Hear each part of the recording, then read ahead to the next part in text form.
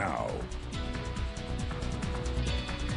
Extreme heat and humidity is likely to stay in mid-Missouri throughout this week. Thanks for spending your Sunday night with us. I'm Chanel Porter.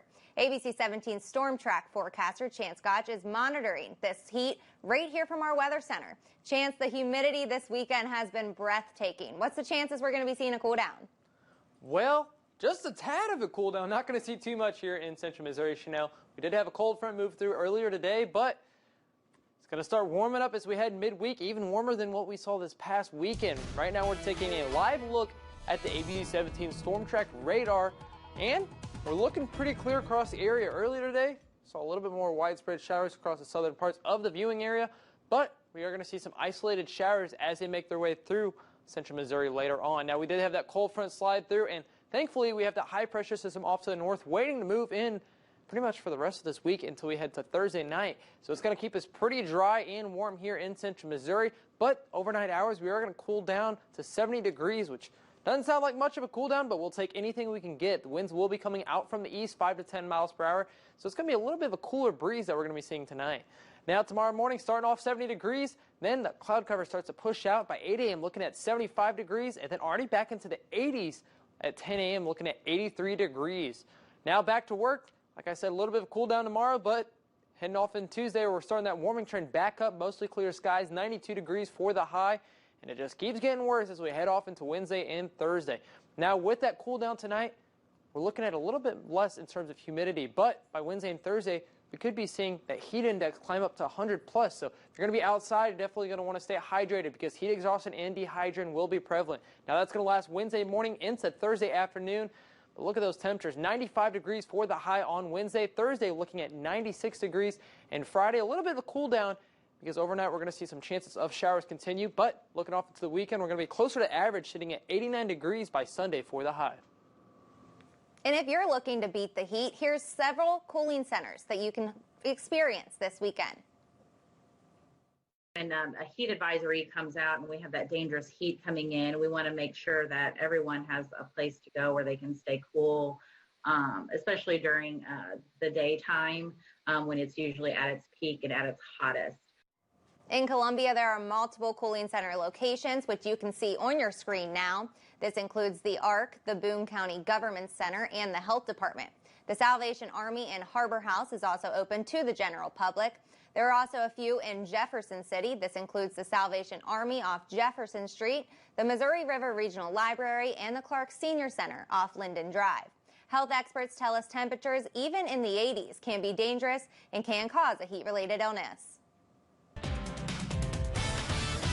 Turning now to the COVID-19 pandemic, as cases continue to increase in Boone County, many have strong opinions on the return of health orders and mask mandates. ABC 17's Ben Fine was downtown today speaking with businesses and residents on how they feel about new COVID-19 restrictions. And Ben, a lot of people were actually in agreement.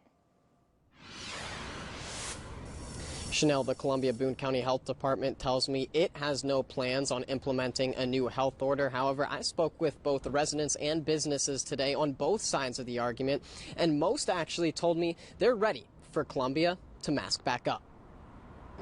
I definitely think that we should wear masks again until it does get under control. And I will wear a mask until it does, even if I am vaccinated, which I am. Audrey Thomas recently attended the Boone County Fair, which for her was a wake-up call. And even going to the fair, because we went to the fair, I realized everyone is just so together, and it is scary, especially when the numbers are getting worse. And so I definitely do think wearing masks would be a good thing. This as Boone County reported 525 new COVID-19 cases this past week. I also spoke with KRISTEN, who has dysautonomia, a condition that some long COVID-19 patients have contracted. She spoke to me about why her decision to wear a mask was an easy one.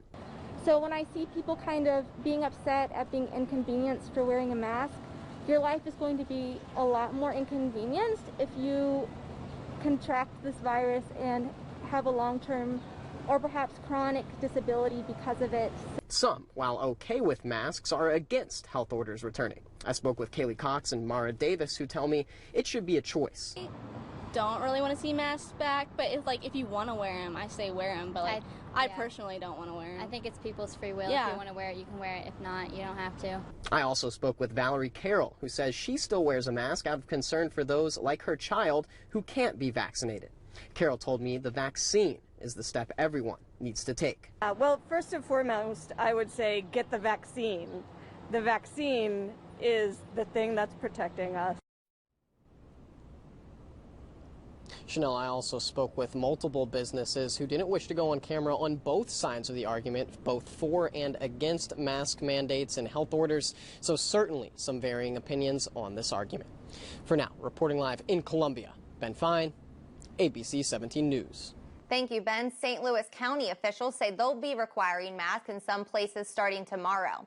This is the first order in the county since Governor Parson signed a bill last month limiting public health orders.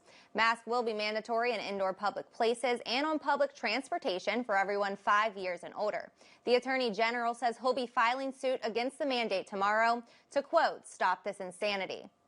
And if you're headed to the Cole County Courthouse, make sure you have a mask. Masks once again are required inside the courthouse, regardless of your vaccination status. In a developing story tonight, a man from STEELVILLE was arrested after he broke into a home in Centralia early this morning. 32-year-old Brandon Harrison was arrested in the 23,000th block of CHUNEMEYER Road after a suspicious person incident at a residence. Boone County Joint Communications said a resident reported someone suspicious walking around the property, threatening him and hitting the windows of the home. The resident said he and another person were inside of the home at the time. Authorities arrived, finding Harrison exiting the home, bleeding from a gunshot wound. The man who called and a female acquaintance were located nearby. Authorities say the female was Harrison's estranged girlfriend. Deputies say he forced entry into the home and was assaulted by the man who was armed with a gun. Harrison was arrested for first-degree burglary and 2 counts of fourth-degree domestic assault. The Columbia Police Department is investigating after one man was shot in Columbia. Police responded to a shots-fired call along the 3300 block of Dove Drive last night. Along the drive, officers found a man with a serious gunshot wound, and he was taken to a local hospital for treatment. Police say they don't have a description of the suspect at this time. If you know anything about this shooting, you're asked to call them or Crime Stoppers at the number on your scene to remain anonymous. A man was charged in connection to a double homicide at a residence in Osage County, in which we first told you about last night. The Osage County Sheriff's Office and Missouri State Highway Patrol responded to a resident in Osage County around noon yesterday. Officials on scene found 2 people were dead in a yard. The investigation led to an arrest of 62-year-old Warren Taylor. The victims have since been identified as Leonard Gerloff, age 59, and Pauline Gerloff, age 56. Taylor is being held in the Osage County Jail, where he is being charged with murder in the first degree and 2 counts of armed criminal action.